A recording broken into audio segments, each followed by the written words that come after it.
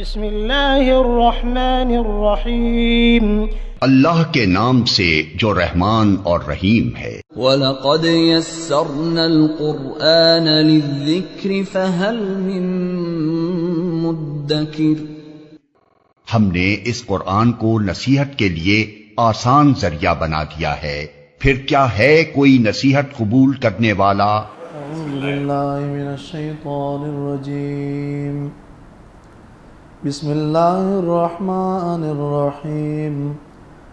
قال رب اشرح لی صدری ویسر لی امری واحلل عقدۃ من لسانی یفقہوا قولی واجعل لی وزیرا من اہلی ہارون اخی اشدد بہ ازری واشرکہ فی امری کئی نسبحک کثیرا ونذکرک کثیرا انک کنت بنا بصیرا قال قد اوتیت سؤلک یا موسیٰ وَلَقَدْ مَنَنَّا عَلَيْكَ مَرَّةً أُخْرَى إِذْ أَوْحَيْنَا إِلَىٰ أُمِّكَ مَا يُوحَىٰ أَنِ اقْذِفِيهِ فِي التَّابُوتِ فَاقْذِفِيهِ فِي الْيَمِّ فَلْيُلْقِهِ الْيَمُّ بِالسَّاحِلِ يَأْخُذْهُ عَدُوٌّ لِّي وَعَدُوٌّ لَّهُ وَأَلْقَيْتُ عَلَيْكَ مَحَبَّةً مِّنِّي وَلِتُصْنَعَ عَلَىٰ عَيْنِي إِذْ تَمْشِي أُخْتُكَ فَتَقُولُ هَلْ أَدُلُّكُمْ عَلَىٰ مَن يَكْفُلُهُ فَرَجَعْنَاكَ إِلَىٰ أُمِّكَ كَيْ تَقَرَّ عَيْنُهَا وَلَا تَحْزَنَ وَقَتَلْتَ نَفْسًا فَنَجَّيْنَاكَ مِنَ الْغَمِّ وَفَتَنَّاكَ فُتُونًا فَلَبِثْتَ سِنِينَ فِي أَهْلِ مَدْيَنَ ثُمَّ جِئْتَ عَلَىٰ قَدَرٍ يَا مُوسَىٰ وَاصْطَنَعْتُكَ لِنَفْسِي اذْهَبْ أَنتَ وَأَخُوكَ بِآيَاتِي وَلَا تَنِيَا فِي ذِكْرِي اذْهَبَا إِلَىٰ فِرْعَوْنَ إِنَّهُ طَغَىٰ فَقُولَا لَهُ قَوْلًا لَّيِّنًا لَّعَلَّهُ يَتَذَكَّرُ أَوْ يَخْشَىٰ قَالَا رَبَّنَا إِنَّنَا نَخَافُ أَن يَفْرُطَ عَلَيْنَا أَوْ أَن يَطْغَىٰ قَالَ لَا تَخَافَا إِنَّنِي مَعَكُمَا أَسْمَعُ وَأَرَىٰ فَأْتِيَاهُ فَقُولَا إِنَّا رَسُولَا رَبِّكَ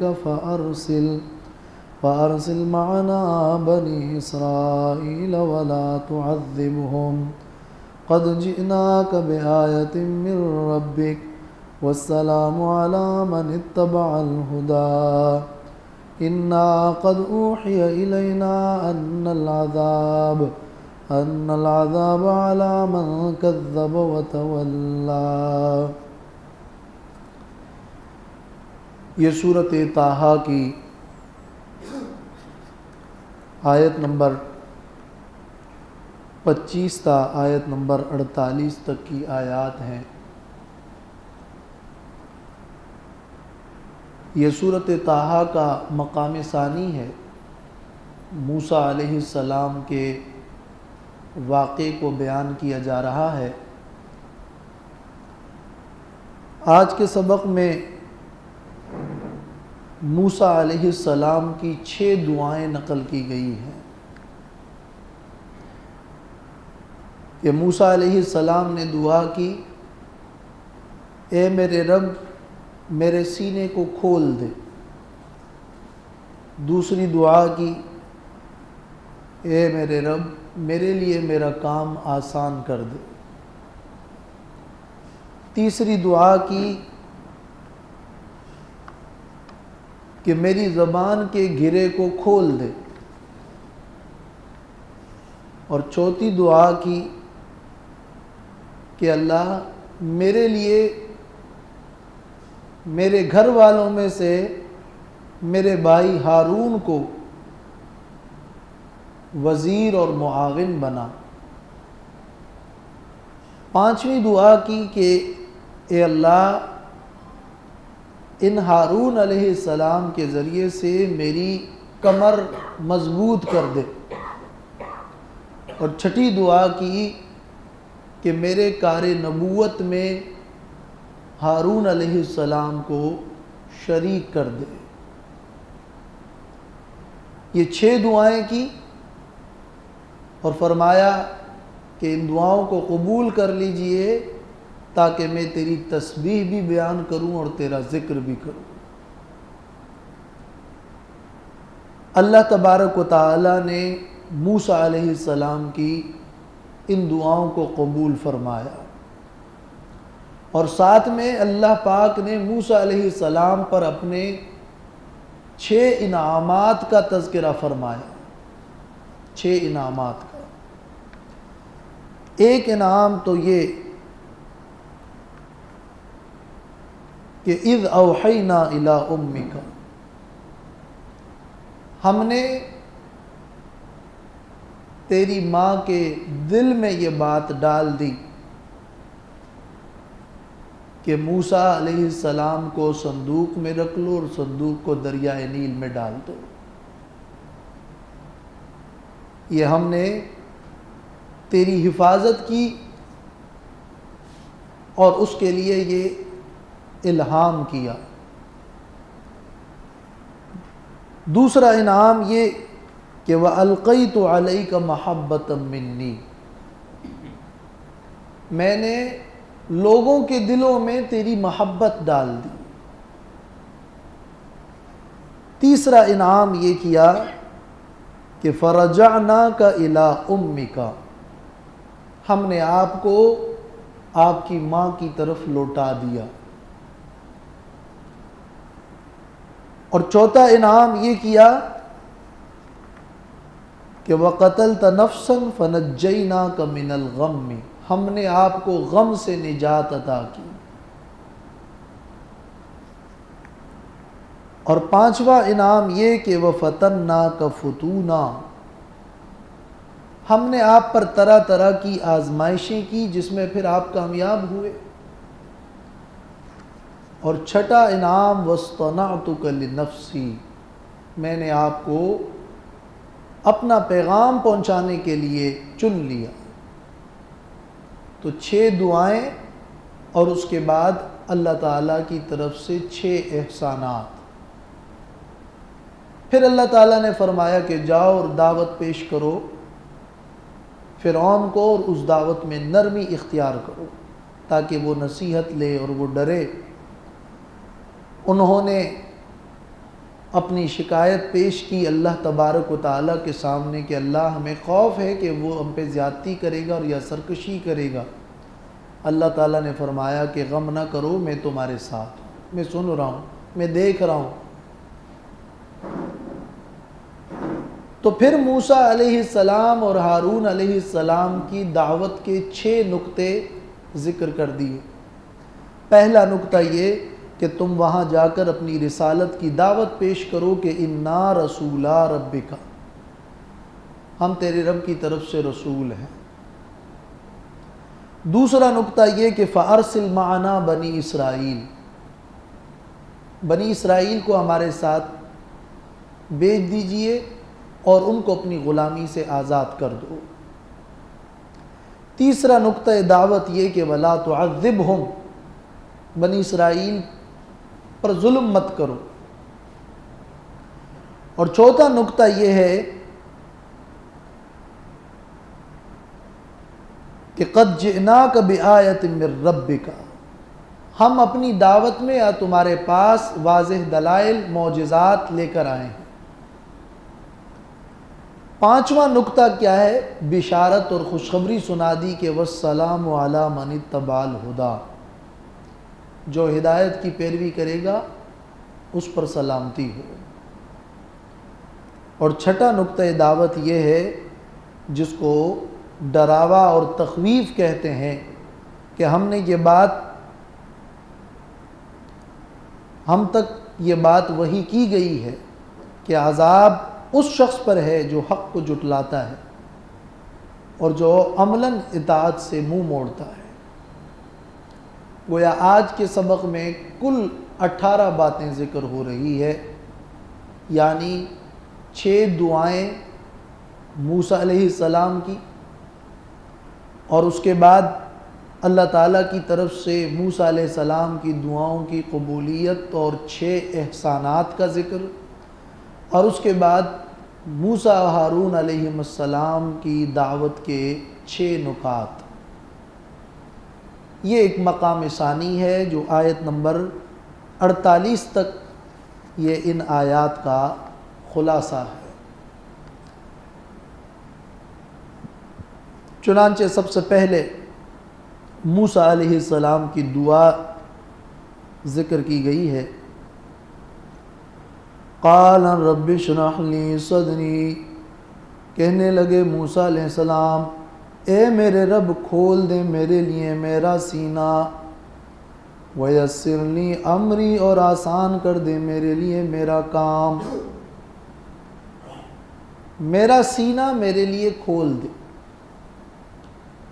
شرح کا معنی کھولنا، اور عموماً اس لفظ کا استعمال معانی کے لیے ہوتا ہے۔ ایک تو ہے فتح، کھولنا، سامان کھولنا، لما فتحوا متاعهم، وہ ایک عمومی لفظ ہے کھولنا، لیکن شرح خاص طور پر اس کا استعمال معانی کا کھولنا، جس کو تشریح کہتے ہیں، اس بات کی تشریح کریں، کھولیں، معانی کھولیں۔ تو میرے سینے کو کھول دیں، کس چیز کے لیے؟ صبر کے لیے، علم کے لیے، اور مجھے ہمت عطا کر دیں۔ شرح صدر اسے کہتے ہیں کہ کسی کام سے متعلق شبہات دور ہو جائیں اور اس پر پوری طرح اطمینان حاصل ہو جائے، گویا کہ آپ کا سینہ اس کام کے لیے کشادہ ہو گیا، اور آپ کے سینے کے اندر کی جو تنگی ہے، جو شک ہے، جو پریشانی ہے، جو تردد ہے، وہ رفع ہو گیا، اور اب سینہ کھل گیا، اور یوں آپ کو اطمینان حاصل ہو گیا۔ چونکہ مقابل میں فرعون جیسا ظالم بادشاہ ہے، اور اس کے سامنے جا کر میں نے دعوت پیش کرنی ہے، تو داعی کے لیے تو سب سے پہلا کام یہ کرنا ہے کہ وہ جس چیز کی دعوت پیش کر رہا ہے وہ پہلے اس پر خود مطمئن ہو، اور اسے اس چیز کے بارے میں علم ہو، اور اطمینان قلبی کے ساتھ وہ اپنی دعوت پیش کرے۔ اور پھر یہ کہ جب وہ دعوت پیش کرے گا تو مقابلہ بھی ہوگا، اس مقابلے میں سرخرو ہونے کے لیے ایک بہت بڑی استقامت کی ضرورت ہے۔ تو رب اشرح لی صدری، اے میرے رب کھول دے میرے لیے میرا سینہ، یعنی صبر اور علم کے لیے میرا سینہ کھول دے، اور میرے شبہات کو دور فرما۔ فرعون کے مظالم کے مقابلے میں مجھے ہمت عطا فرما۔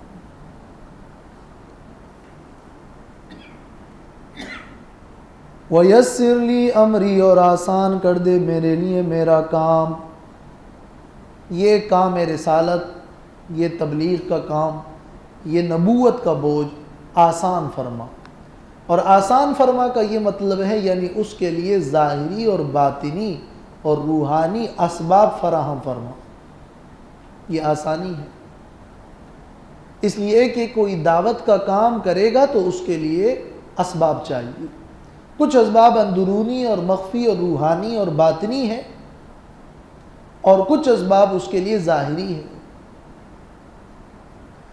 وَاحْلُلْ عُقْدَةً مِّن لِّسَانِي، اور کھول دیجئے میری زبان کا گھرا، عقدتاً گھرا، من لسانی میری زبان کا۔ یہاں وحلل کا لفظ ہے، وحلل اصل میں گھرا کھولنے کے لیے استعمال ہوتا ہے، جسے میں نے بتایا شرح یہ معانی کھولنے کے لیے، فتح یہ عموماً عام لفظ ہے کھولنے کے معنی میں، اور خاص طور پر سامان وغیرہ کھولنے کے لیے. اور وحلل یہ ہے گرا کھولنے کے لیے اس کا استعمال ہوتا ہے. پھر آسانی کے ساتھ گرا کھولنے کے لیے ایک اور لفظ استعمال ہوتا ہے، جیسے قرآن میں ہے وَالنَّاشِطَاتِ نَشْطًا. نشط کا لفظ بھی آسانی کے ساتھ گرا کھولنا نشط ہے. اور عام لفظ حلّ وحلل کھولنا یہ گرا کھولنا ہے. تو میری زبان کا گرا کھول دے. کیا مطلب ہے کہ میری زبان کا گرا کھول دے؟ مفسرین نے لکھا ہے کہ موسیٰ علیہ السلام کی زبان میں لکنت تھی، تو اللہ تعالیٰ سے دعا کی کہ میری زبان کی اس لکنت کو دور فرما. پھر وہ لکنت موسیٰ علیہ السلام کی زبان میں کیسے پیدا ہوئی، اس کے لیے یہ قصہ بھی تفاسیر میں موجود ہے کہ ایک بار جب موسیٰ علیہ السلام بچے تھے تو فرعون کی داڑھی اس نے نوچ لی. تو فرعون کو غصہ آیا اور موسیٰ علیہ السلام کو قتل کرنے کا ارادہ کیا. تو فرعون کی بیوی آسیہ نے انہیں روکا کہ یہ تو بچہ ہے اور یہ تو ایک طفلانہ حرکت ہے، بچے کو تو یہ تمیز نہیں ہے کہ یہ کھجور ہے یا یہ انگارہ ہے. تو فرعون نے آزمائش کے طور پر ایک طرف کھجور رکھی اور دوسری طرف انگارہ. تو موسیٰ علیہ السلام نے اس انگارے کو اٹھایا. اور بعض روایات میں قصے میں یہ بھی ذکر کیا جاتا ہے کہ جبریل آئے اور ان کا ہاتھ انگارے کی طرف کر دیا، تو انہوں نے وہ انگارہ منہ میں رکھا اور جس سے ان کی زبان میں لکنت پیدا ہوئی. لیکن حقیقت یہ ہے کہ یہ واقعہ اسرائیلیات میں سے ہے، اور اسرائیلی روایات وہاں سے ہماری تفسیروں میں بھی یہ واقعہ نقل ہوا ہے. لکنت کے لیے یہ واقعہ کوئی ضروری تو نہیں ہے، بے غبار تو یوں کہا جا سکتا ہے کہ پیدائشی ان کی زبان میں ایک لکنت تھی، اس کے لیے اس واقعے کی تو کوئی ضرورت نہیں ہے. مگر اس کو امام ابن کثیر نے بھی نقل کیا ہے، حین عرض علیہ التمرہ والجمرہ. تمرہ کھجور کو کہتے ہیں، جمرہ انگارے کو کہتے ہیں.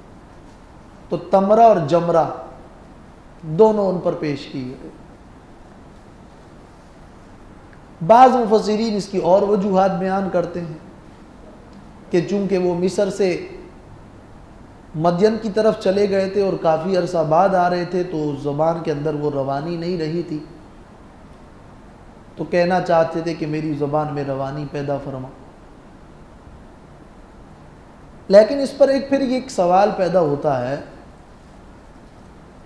کہ اگر موسیٰ علیہ السلام کی زبان میں لکنت تھی تو فرعون کا قول قرآن نے نقل کیا ہے سورۃ زخرف آیت نمبر 52 میں کہ اس نے کہا تھا کہ ام انا خیر من ھذا الذی ھو مہین ولا یکاد یبین. کیا میں بہتر ہوں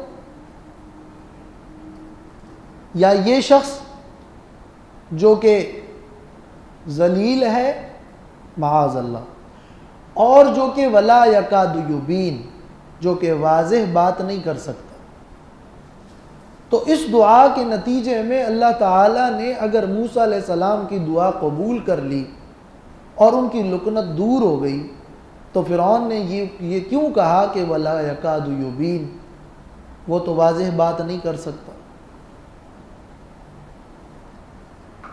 تو اس کے جواب میں مفسرین نقل کرتے ہیں، اور امام ابن کثیر نے حسن بصری سے بھی نقل کیا ہے کہ موسیٰ علیہ السلام نے اپنی دعا میں یہ کہا تھا کہ وَحْلُلْ عُقْدَةً مِّن لِّسَانِی، میری زبان کا ایک گھرا کھول دے. یوں نہیں کہا تھا کہ میری زبان کے گھروں کو کھول دے، میری زبان کا ایک گھرا کھول دے، عقدتاً کہا ہے. تو قال الحسن البصری واحلل عقدۃ من لسانی قال حل عقدۃ واحدہ، ایک گرا تو کھل گیا، وَلَوْ سَأَلَ أَكْثَرَ مِنْ ذَلِكَ أُعْطِيَ، اگر وہ زیادہ گروں کے کھولنے کی دعا کرتے تو وہ بھی مل جاتا، لیکن انہوں نے چونکہ عقدتاً کہا تھا لہٰذا ان کی زبان میں تھوڑی بہت لکنت رہی۔ اور یہی وجہ ہے کہ سورۃ قصص کی آیت نمبر 34 میں ہے کہ وَأَخِي ہارون هُوَ أَفْصَحُ مِنِّي لِسَانًا، میرا بھائی ہارون مجھ سے زبان میں زیادہ فصیح ہے، تو وہ اس لیے زیادہ فصیح ہے کہ میں کم فصیح ہوں، اور دعا یہ کی تھی کہ وَاحْلُلْ عُقْدَةً مِّن لِسَانِي۔ لیکن یہ جوابات اگرچہ تفاسیر میں موجود ہے مگر اس کے اندر ایک گونا تکلف ظاہر ہے۔ جب ہارون علیہ السلام کے بارے میں یہ موجود ہے قرآن میں کہ انہوں نے فرمایا تھا کہ وَأَخِي ہارون هُوَ أَفْصَحُ مِنِّي لِسَانًا، میرا بھائی افصح ہے، وہ مجھ سے زیادہ فصیح ہے، تو اس کا مطلب یہ ہوا کہ موسیٰ علیہ السلام فصیح تھے، ایک ہے فصیح اور ایک ہے افصح۔ تو جب میرا بھائی افصح ہے تو میں فصیح ہوں، تو اللہ تعالیٰ نے ان کی زبان کی گرہ کھول دی اور یہ دعا قبول ہو گئی۔ اور رہ گئی بات فرعون کی کہ اس نے کہا تھا وَلَا يَكَادُ يُبِينُ، تو فرعون کون سا اتنا سچا آدمی تھا، اس نے جھوٹ بولا، اور ان کے کہنے کا مطلب تو یہ تھا کہ یعنی یہ اپنی حجت پوری واضح نہیں کر سکتا، اپنے دلائل بیان نہیں کر سکتا، یہ نہیں کہ ان کی زبان میں لکنت ہے، وَلَا يَكَادُ يُبِينُ سے تو لکنت معلوم نہیں ہو رہی، یہ اپنی بات پوری حجت کے ساتھ بیان نہیں کرتا ہے، نہیں کر سکتا ہے، اور اگر لکنت ہی مراد ہو تو جھوٹ بولتا ہے۔ تو یہ الزامات تو طرح طرح کے لوگ لگاتے ہیں، فرعون نے بھی لگایا، ورنہ وَاحْلُلْ عُقْدَةً مِّن لِسَانِي کے نتیجے میں تو یہ دعا قبول ہو گئی۔ لیکن موسیٰ علیہ السلام کی زبان میں لکنت کا ہونا بھی کوئی لازمی اور کوئی ضروری نہیں ہے، بلکہ بعض محققین مفسرین فرماتے ہیں کہ آیت کا مطلب یہ ہے کہ ایک بڑے بادشاہ کے سامنے جب میں دعوت دینے جا رہا ہوں تو کہیں ان کے سامنے اپنی دعوت پیش کرنے میں کوئی جھجک نہ ہو، اور میری زبان میں وہ روانی پیدا فرما تاکہ کسی طرح بھی میں ان سے مرعوب نہ ہو جاؤں۔ تو اس میں لکنت کا نقطہ کوئی ضروری بات نہیں ہے، وَاحْلُلْ عُقْدَةً مِّن لِسَانِي، اور اس کی دلیل ہوا افصح کا لفظ ہے کہ موسیٰ علیہ السلام فصیح تھے،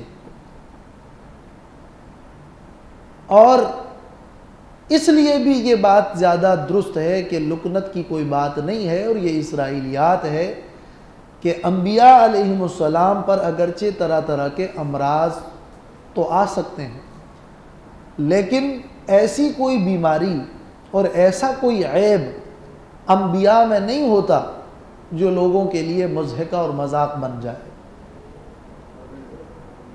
اور اللہ تبارک و تعالی کی شان سے بعید ہے، اور موسیٰ علیہ السلام کی شان سے بھی بعید ہے کہ کسی ایک توتلے حقلے کو اللہ رسول بنائے۔ انبیاء علیہ السلام میں اس قسم کی خامیاں اور عیوب تو بالکل نہیں ہوتی، لہٰذا لکنت والی بات قرآن کی اس آیت سے واضح معلوم نہیں ہو رہی، بلکہ یہ اسرائیلیات سے منتقل بات معلوم ہوتی ہے۔ تو وَاحْلُلْ عُقْدَةً مِّن لِسَانِي، اور کھول دیجئے گرا میری زبان کا، یعنی مجھے فصاحت عطا فرما کہ بیان میں کسی قسم کی کوئی جھجک نہ ہو، یفقہوا قولی، تاکہ وہ میری بات سمجھ جائیں۔ تو یفقہوا قولی، اس کا تعلق ابتدائی تینوں دعاؤں سے ہے، اور خاص طور پر وَاحْلُلْ عُقْدَةً مِّن لِسَانِي سے۔ سینہ کھول دے، کام آسان فرما، زبان کھول دے تاکہ وہ میری بات سمجھ لے۔ لہذا کسی کو بات سمجھانے میں ایک تو یہ ضروری ہے کہ آپ کو پوری طرح شرح صدر حاصل ہو۔ جب آپ اپنی بات پر خود مطمئن نہیں ہوں گے تو آپ کسی کو سمجھا نہیں پائیں گے۔ اور دوم یہ ضروری ہے کہ اللہ تبارک و تعالیٰ کی طرف سے اسباب موجود ہوں، اور سوم یہ ضروری ہے کہ زبان کے اندر فصاحت ہو۔ تو یہ تین امور ہیں کہ جس سے پھر فقاہت ملتی ہے، اور انبیاء علیہم السلام کے کلام کو سمجھنا اصل میں فقاہت ہے، یفقہو، تاکہ وہ سمجھ لیں۔ فقہ کا معنی بھی یہی ہے، سمجھنا۔ ایک ہے فہم، بات سمجھ میں آ گئی، مطالب کو سمجھ لیا، اور ایک ہے فقہ، غور و فکر کے نتیجے میں چیزوں کا سمجھنا، پھر وہ فقہ۔ اور اصطلاح میں جو فقہ ہے وہ تو معرفت النفس ما لہا وما علیہا، کسی نفس کا ان چیزوں کو پہچاننا جو اس کے لیے مفید ہے اور جو اس کے لیے مضر ہے، اس کو فقہ کہتے ہیں۔ شرعی دلائل سے احکام عملی کا استنباط، یہ فقاہت ہے۔ تو فقہ کوئی تیسری شے نہیں ہے، بلکہ در حقیقت قرآن و سنت کی سمجھ کا نام ہی فقہ ہے۔ یہاں تو اپنے لغوی معنوں میں یہ یفقہو کا لفظ استعمال ہوا ہے۔ وَاجْعَلْ لِي وَزِيرًا مِّنْ أَهْلِي، اور بنا دیجئے میرے لیے وزیرًا مِّنْ أَهْلِي، معاون، بوجھ اٹھانے والا، من اہلی، میرے گھر والوں میں سے، ہارون، جو کہ ہارون اخی، میرا بھائی۔ وزیرہ کا جو لفظ ہے یہ یا تو وزر سے ہے، لا تزر وازرۃ وزر اخری، وزر کہتے ہیں بوجھ کو، تو وزیرہ کا معنی ہے بوجھ اٹھانے والا۔ کسی کی ذمہ داری کا بوجھ اٹھانے والا وزیر ہوتا ہے۔ تو یہاں وزیرہ سے مراد کیا ہے؟ یعنی میرا بھائی ہارون علیہ السلام، ان کو میرے لیے ایک معتمد بنا، تاکہ میری ذمہ داریاں تبلیغ کی اور نبوت کی ان پر بھی پڑیں، اور کچھ ذمہ داریاں وہ نبھائیں۔ تو بوجھ اٹھانے والا، لیکن یہاں زیادہ فٹ معنی وہ یہ ہے کہ یہ لفظ مواززت سے ہے، موازرت۔ امام نصفی نے تفسیر مدارک میں لکھا ہے کہ او معینا من الموازرت وہی المعاونت، موازرت معاونت کو کہتے ہیں۔ آزرہ معنی اعانہ، فآزرہ علیہ، فاعانہ علیہ، تو یعنی بنا دے اسے میرے لیے معاون۔ یہاں لفظ لی کا ذکر آ رہا ہے، وجعل لی رب اشرح لی کا مطلب یہ ہے یعنی میری ان دعاؤں کا فائدہ مجھے مل رہا ہے، اے اللہ تجھے کوئی حاجت و ضرورت نہیں۔ یہ اس لفظ لی کے اندر نکتہ ہے۔ تو وزیرہ کا معنی ظہیراً اور معاوناً اور معیناً۔ من اہلی، میرے گھر والوں میں سے ہی ہارون کو ہی میرا وزیر اور معاون بنا۔ من اہلی، اپنے گھر والوں میں سے کیوں کہا؟ اس لیے کہ ہارون علیہ السلام کے بارے میں انہیں معلوم تھا کہ وہ ایک معتمد اور پاک دامن انسان ہے، اور اس لیے کہ ہوا افصح منی لسانا، وہ زیادہ فصیح ہے، تو معتمد بھی ہے اور فصیح بھی ہے۔ اشدد بھی ازری، مضبوط کر دے اس کے ذریعے سے میرے کمر کو۔ ازر قوت کو کہتے ہیں، اور یہ سینے کو بھی کہتے ہیں اور کمر کو بھی کہتے ہیں۔ یہاں کمر معنی ہے میری کمر اس کے ذریعے سے مضبوط کر دے۔ اور ظاہر ہے کہ جب ایک سے دو ہوں گے تو مضبوطی ہوگی، وہ فصیح ہوگا تو کلام زیادہ واضح کرے گا، معاون ہوگا۔ وَأَشْرِكْهُ فِي أَمْرِي، اور شریک کر دے ان کو میرے کام میں۔ مفسرین نے نقل کیا ہے کہ موسیٰ علیہ السلام بھائیوں میں سے وہ بھائی ہے جو سب سے زیادہ اپنے بھائی کے لیے خیر خواہ ہے، کہ انہوں نے اپنے بھائی کے لیے نبوت کی دعا کی کہ وَأَشْرِكْهُ فِي أَمْرِي، ان کو بھی نبی بنا۔ كَيْ نُسَبِّحَكَ كَثِيرًا وَنَذْكُرَكَ كَثِيرًا، تاکہ ہم تسبیح بیان کرے تیری بہت اور ہم ذکر کرے تیرا بہت۔ ایک ہے تسبیح اور ایک ہے ذکر۔ تسبیح کا معنی ہے پاکی بیان کرنا۔ اللہ تعالیٰ کی ذات میں عیب کا کوئی صفت نہیں ہے، کوئی عیب موجود نہیں ہے، اللہ ہر عیب سے پاک ہے، یہ تسبیح ہے۔ اور اللہ تبارک و تعالیٰ کے لیے کمال کی تمام خوبیاں ثابت ہیں، یہ ذکر ہے۔ تو توحید کے اور اللہ کی صفات کے یہ دو پہلو ہیں، ایک ہے صفات سلبی جس کی نفی کرنی ہے، عیب کوئی نہیں، شریک کوئی نہیں، مثل کوئی نہیں، اور ایک ہے صفات ثبوتی کہ کمال ثابت ہے، علم ثابت ہے، قدرت ثابت ہے، حیات ثابت ہے۔